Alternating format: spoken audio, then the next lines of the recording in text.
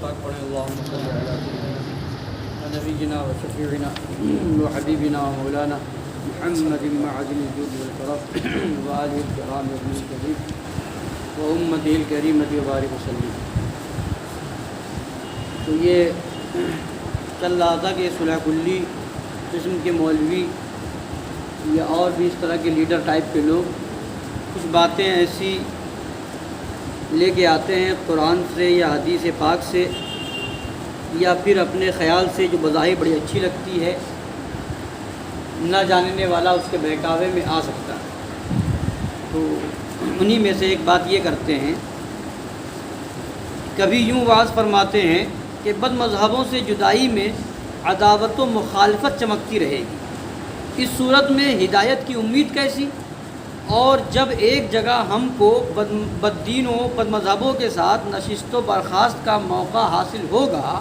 تو رفتہ رفتہ یہ باتیں دفع کر کے انہیں راہ راست پر لے آئیں گے۔ یہ لوگ کہتے ہیں نا کہ جب بھگاؤ گے اور ان سے ملو گے نہیں تو راستے پر کیسے آئیں گے، ان کو ہدایت کیسے ملے گی؟ تو دھیرے دھیرے راستے پر لانے کا طریقہ یہ ہے کہ ان سے ملو، بیٹھو، ساتھ میں کھاؤ پیو، معاذ اللہ اس طرح کی باتیں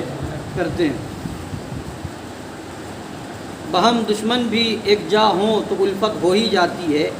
یہ ہے مل بیٹھنا وہ شے محبت ہو ہی جاتی ہے۔ یہ اس طرح کے شعر یہ پیش کرتے ہیں۔ اب جواب سنیے۔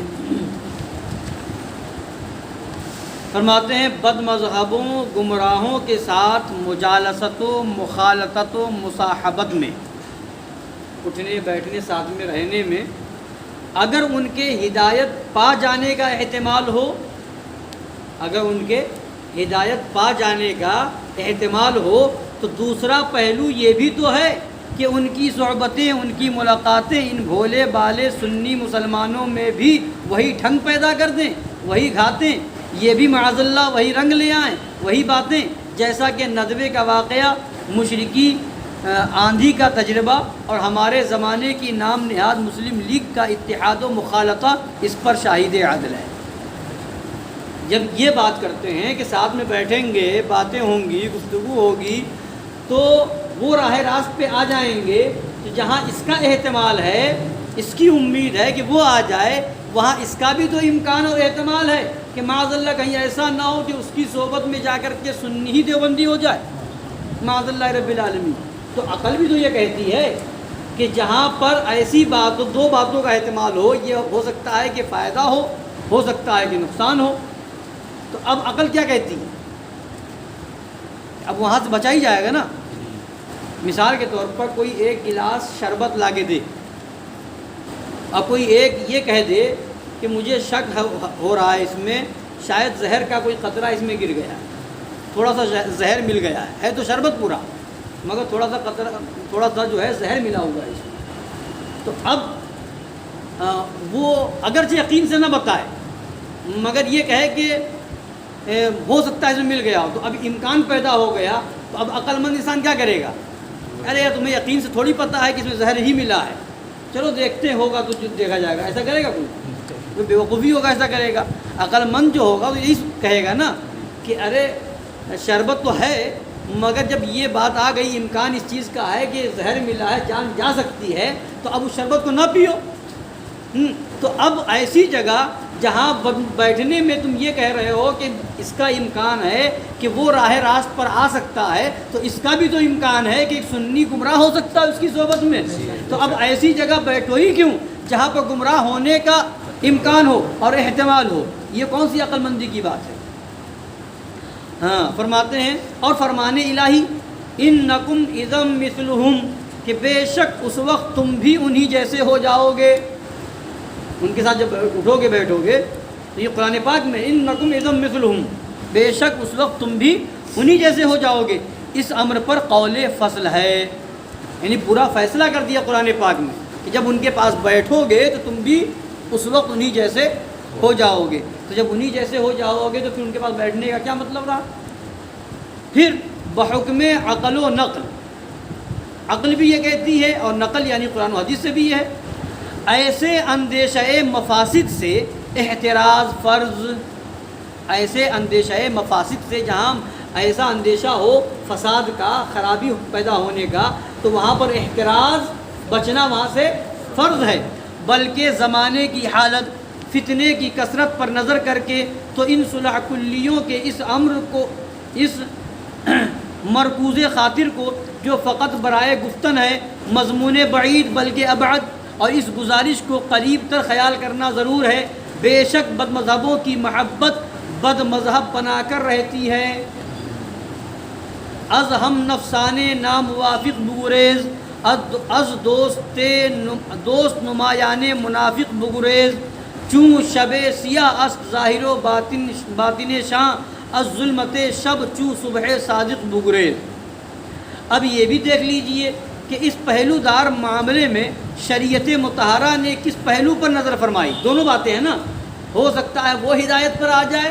یا ہو سکتا ہے اس کی صحبت میں یہی گمراہ ہو جائے،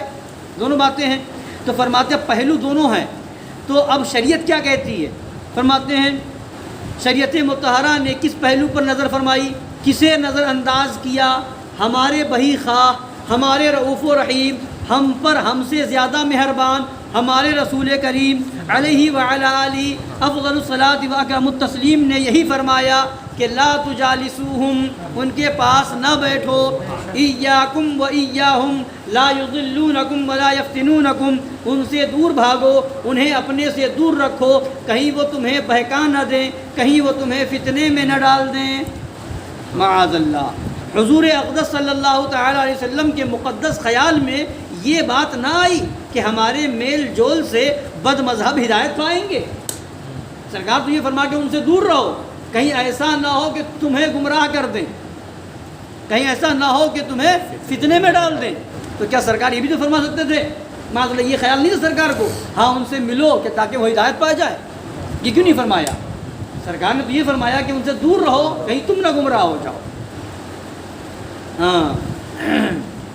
معاذ اللہ، حضور اقدس صلی اللہ تعالی وسلم کے مقدس خیال میں یہ بات نہ آئی کہ ہمارے میل جول سے بد مذہب ہدایت پائیں گے، راہ راست پر آئیں گے، نہیں، یہ منع فرمانا اس قبیل سے تھا جس طرح شفیق باپ اپنی پیاری اولاد کو آوارہ مزاجوں بدماشوں کی صحبت سے روکے، پھر جس نے اپنے مہربان باپ کی نصیحت پر کاربندی کی دو جہاں میں نفع پایا، اور زمانے نے بھی اسے سعادت مند و خلف کہہ کر یاد کیا، جس نے خلاف کیا دارین میں نقصان اٹھایا، نا خلف آوارہ واہی ناکارہ کہلایا۔ اب یہ بھی تو ہوتا ہے نا کہ اب ہر ایک گھر میں لوگ اگر چاہتے اپنے بچوں کی تربیت اچھی ہو تو اپنے بچوں کو سمجھاتے نہیں سمجھاتے، بیٹا وہ برا آدمی ہے اس کے پاس مت بیٹھا کرنا، بیٹا وہ جواری ہے، بیٹا وہ شرابی ہے، یا ایسا ہے ویسا ہے۔ تو ایک باپ اپنی اولاد کو تربیت دیتا ہے اس کے پاس نہ بیٹھنا، تو یہ کیوں نہیں کہتے ہو ہاں اس کے پاس جا کے بیٹھو، اس کو شراب چھڑوا دو، اس کی جاؤ اس کے پاس بیٹھو، اس سے جوا چھڑوا دو اس سے، نہیں، تو وہاں تو یہ کہتے ہو کہیں ایسا نہ ہو کہ تم بھی ویسے بن جاؤ، اس لیے دور رہو۔ تو یہ دنیا یہ اعمال کی خرابی ہے، اور بد مذہبوں کے ساتھ بیٹھنے میں معاذ اللہ عقیدے کی خرابی ہے۔ تو جیسے شرابی سے بچنا ضروری ہے، اس سے کہیں زیادہ وہابی سے بچنا ضروری ہے۔ فرماتے ہیں سب جانے دو، فرض کیا کہ صلح کلیوں کا یہ عذر معمولی قابل مقبولی ہے، مگر اس عذر نے کیا یہ بھی جائز کر دیا تھا کہ بد مذہبوں کو مسند وعظ پر بٹھایا جائے، ان سے لیکچر کہلوایا جائے، ان کی مدح و ستائش دینی کا گیت گایا جائے، ان کی تعظیم عظیم سے رب عظیم کا عرش ہلایا جائے،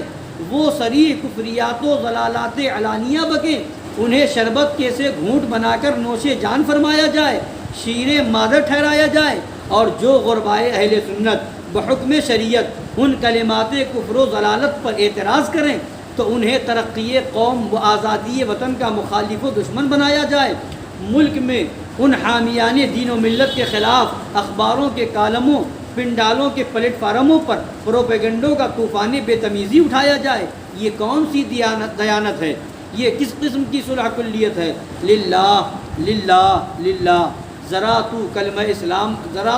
اسلام کا پاس کرو، کچھ تو خدا و رسول جل جلالہ و صلی اللہ تعالی علیہ وآلہ وسلم سے ڈرو، واللہ هو الموفق بالخیر، اللہ تعالیٰ